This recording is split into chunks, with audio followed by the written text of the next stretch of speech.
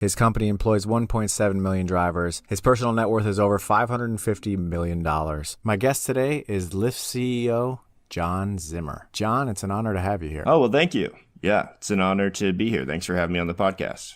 And have you read the articles that say that companies like Lyft and Uber are actually making traffic worse in major cities? Yeah, I have. And I'll let you know that we're doing everything we can to rectify that situation. We developed Lyft Line pretty extensively over the last couple of years and basically just makes the ride more affordable for everybody. And does that include the driver? No. And has tipping become more of a standard since the inception of ride sharing, or is that something that's kind of reserved for other industries? The passengers have the option to tip or not to tip. And which one do they usually choose? Not to. Consumers spend $1.2 trillion every year in the U.S. alone on consumer transportation, and we're investing aggressively in that market. So not only are we investing in ride sharing, we're investing in bikes, we're investing in scooters, we're investing in autonomous vehicles. We're investing pretty much unapologetically, and we think the returns are going to be pretty incredible. And for those who are listening who may not be familiar with what an autonomous vehicle is, can you explain? An autonomous vehicle is a car that works by itself. Without a driver? Yes. So once the autonomous vehicles are ready, you're going to fire all of the 1.7 million drivers that work for you? Well, they are considered independent contractors, so technically they don't work for us. So would it be considered a layoff? I wouldn't call it a layoff. It's more of a transition phase into unemployment. Want to use a job hiring service for several months and never hear back from anyone? Try ZipRecruiter. And that's why we've included Lyft stickers for all of our independent contractors. We also have a point system. Nice. Tell me more. We encourage the independent contractors to take more rides, and in turn, they can earn points that they can convert into real, tangible things that they can use on their journey. That's great. What's an example of a tangible thing they can convert their points into?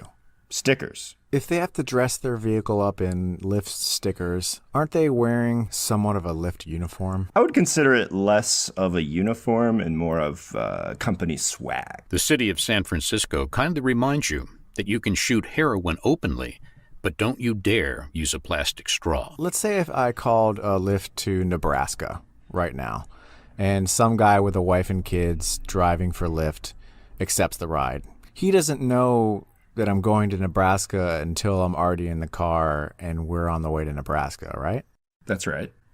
What would you recommend him doing if he wants to see his kids that night? Well, I know there are probably a lot of good hotel rooms in Nebraska. I don't know if he's ever been there, but he could always take some pictures and send them to his kids. Okay. There's always FaceTime. He could log on to TikTok and see if they're on there. And how would he get home? Does Lyft pay for that? We pay for the ride to Nebraska, but not from Nebraska. Okay. So we'll have to stay in Nebraska. Yeah. Explore Nebraska. Get out there. Check it out. Thank you for the water, Ben. No problem. Yeah, my voice just started going out. I don't know. I've been in Lyft rides that have a bottled water before. Excuse me. I think I need to sit myself. Does Lyft help with those expenses, or is that all on the driver? The independent contractor covers all those expenses. And does that include oil changes and tire replacements and alignments and stuff like that? What we do, Ben, is we provide alternative solutions for our contractors to be successful. We have what we call our Express Drive program. I actually have experience driving for the Express rental program. Oh, yeah? Yeah. As a part of this interview, I did some research, and I decided to see what it was like to be a Lyft driver. And rather than put wear and tear on my car, I used the rental program. The car rental was $247 a week, which is around $1,000 a month, which also happens to be the same price to lease a brand new Range Rover. So I didn't earn any money until that $247 was covered, and that took a while. And with gas on top of that, I really didn't start keeping any money until I got to like the $400-500 range.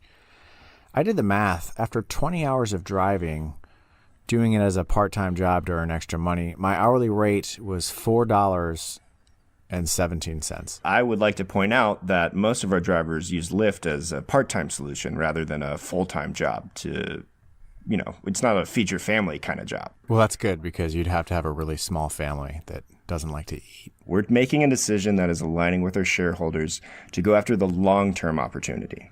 And what's the long-term opportunity? Autonomous vehicles. Okay, so not breathing humans. No. Is there anything you're doing to help actual people?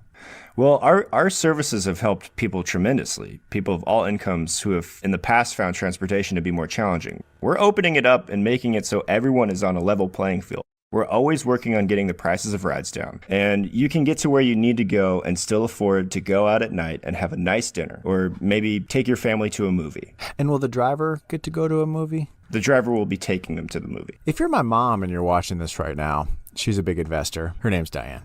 And you're thinking, do I want to own Lyft shares? What is the time horizon with which you would tell her this could be a profitable company? Well, I wouldn't be allowed to give forward-looking guidance, but I would tell your mother, what's her name again? Diane. I'd tell Diane that if you believe in the idea that American households spending $9,000 every year owning and operating a car and using it 5% of the time, if you think we can make that more efficient and save thousands and thousands of dollars by doing all your transportation services in one place, then this is the right company for you. Would you recommend my mom getting in a car with a stranger? Of course, all of our drivers go through rigorous background checks. And what about the drivers who haven't committed a crime yet, but will in the future? Well, we do have a first of its kind $1 million liability insurance policy. So if something happens to her, then my family gets money. That's right. But we don't have a mom anymore. Correct. No more Diane. I heard that Uber is going to offer a mute button option for passengers who don't want their drivers to talk to them. Does Lyft have any plans to do that? Under our current model, there are no plans for a mute button. What about a button that the drivers can press to prevent passengers from asking them questions like, how long have you been working for Lyft, or does this pay good money? Is there a button for that? Under our current model, there are no plans for that type of button. If you had one piece of advice you could give to young professionals and entrepreneurs, what would it be? I would say, look at the world around you and ask yourself, what does this world need? What's really missing? And how can I provide a solution for that? And once you figure out what that need is, in this case for me, it was the roads, fill the need. Fill the roads. Precisely. Thank you, John. Ben, thanks. Thanks for having me. No problem. I assume you're going to be taking a Lyft home tonight. No, I actually don't really use Lyft. I drive Tesla.